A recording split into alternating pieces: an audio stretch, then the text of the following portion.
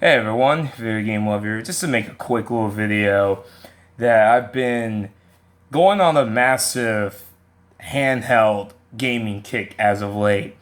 A lot of people may have noticed that I've been picking up a lot more handheld related stuff. Been playing more handhelds ever since I would say late 2019 into like the pandemic, and I just been really loving my handhelds. So I just want to talk about certain handhelds. First of all, I want to say that I recently picked up Shenmue 1 and 2 for the Xbox One. I got that today. So this shoebox is where as you saw in my new intro, I keep mostly my handheld stuff. So, I still have my original Game Boy Color, my advanced white that I failed the mod, and then my original Game Boy Advance.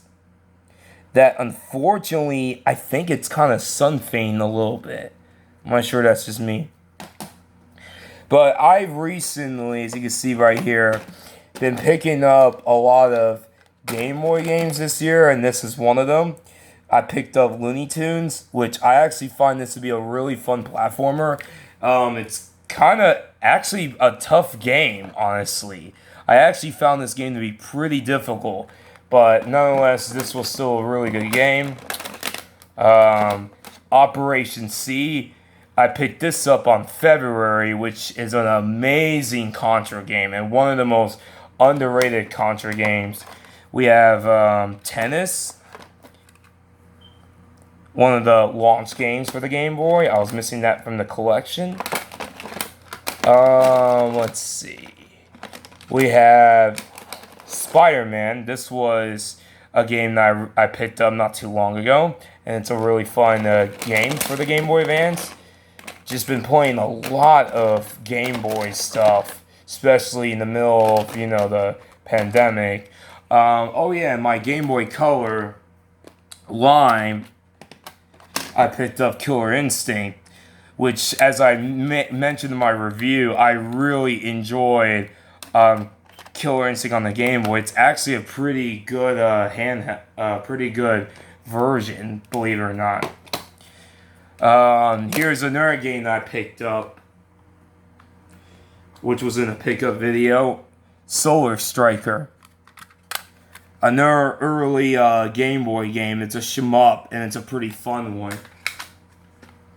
So, and last but not least, of course, was the recent big pickup, Legend of Zelda Oracle of Ages, which finished the 5th dungeon, and also came with the manual. I was able to get an amazing deal on it, and it's just been an amazing game.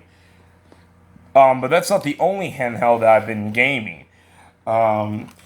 As everyone knows, I've been a huge fan of the PS Vita, as you can see right here. And the PS Vita, late at the very end of 2019, I was able to hack it. So I was able to get all the emulators to work on the Vita. And this handheld is truly amazing when you emulate it. It really is.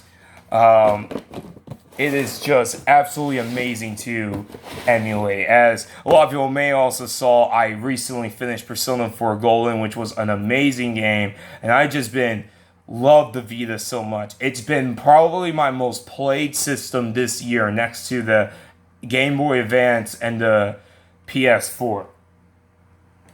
So, as we all know, Legend of Zelda Majora's Mask, this was a game I finished in June, and I thought this was a really good remake. Never played it. But that's not another handheld that I've been playing a lot. It is the Game Gear. I picked these two up back in May before I renovated my room, the Jungle Book and Donald Duck. Both games are really good on the Game Gear, especially the Donald Duck game. And over here is the bin of Game Gear games. I haven't been picking up that many Game Gear games. There have been a few, like T2 the arcade game, which is actually a really good version for a handheld. You have T2 Judgment Day, which I haven't really got into. I finished Axe Battler, which I mentioned in my review. I was very disappointed with that game. But there's just a lot of Game Gear games I did play this year. Batman Returns, this was one I really, finished. What else we got here? Aladdin, Sonic, Trouble. I actually finally 100% of that game, and that game, whoa Nelly, that game is really tough. Oh, here's another one I actually played and finished. Ren and Stimpy. That's a good one.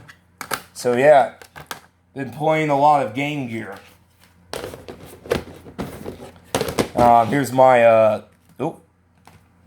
my Zelda 3DS, which I've been playing. But another handheld that I played a lot, but not as much now, it's also been the PSP Go. I played a lot of the PSP Go back around April, because this is where I used to play the Game Gear games. But then I found out that the Vita can play Game Gear games, and it just works a lot better than the PSP Go. So really, I only play the PSP Go right now for PS1 games and PSP games. That being said, though, I have really enjoyed some of the games on the PSP, one of which being that Ghost in the Shell game, which I really enjoyed. So I've been on a big handheld kick, and now there is one thing I'm really planning to do on August. I am going to backlit mod my lime green Game Boy Color. I know a lot of people are saying, well, don't you have an SP Flame Red that's backlit already? Well, yes, and that is true. There is one problem, though. The problem is, when you play a Game Boy Color game and a Game Boy game on the SP, notice how the game kind of sticks out? I don't really like that, because I feel like I might accidentally hit the game and my game will freeze. So that's kind of why I'm thinking about modding my Game Boy Color that I have backlit. There's a really easy way to do it without soldering. There's actually one more game I forgot to show off that I did in fact picked up this year, if I could find it. This game right here, this Mickey Mouse game. Mickey Mouse and Magic Wands. This actually is a pretty solid game. So yeah, that's my handhelds as of late, and there's gonna be more of it. It's just been on a big handheld kick. So just want to make this little video on my, handheld gaming kick as of late. So I'll see you guys on my next video. Peace.